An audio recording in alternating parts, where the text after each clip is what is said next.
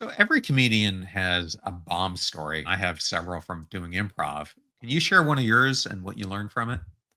So bombing is essentially when whatever content you're doing is not working with the crowd. People aren't laughing. That's bombing. Just a lot of silence. And I'm comfortable with the silence.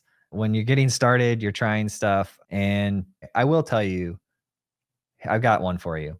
So about 3 months ago, I had at least solid 10 minutes and I was doing that at a lot of clubs. And then for whatever reason, I think it was graduation was happening. So there were 4 people at the club. And that did not go well because you need a certain number of people, like a certain capacity of people to get laughs going. And so that was probably the roughest show. But I bonded with the other comedians on that set too, because usually there's 50 to 100 people at that club, but it was graduation weekend for whatever reason that night. There wasn't anybody there, but there was 4 people and they're like, we're not canceling the show. We're still doing it. And I said, okay, let's do it.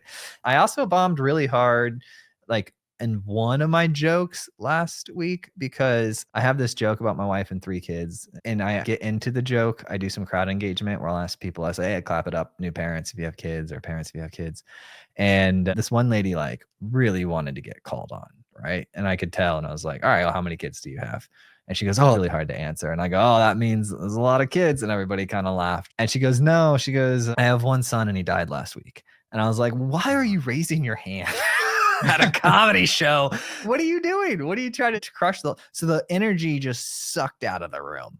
And then I brought it back because my next joke was like a joke about my son dying. And so I just said, you're really not going to like this next joke. And then I just barreled through it. And then she laughed and it was good. And everybody saw her laugh and it worked. But it was probably the most awkward moment I've had in comedy. I don't know. Maybe she just wanted to talk.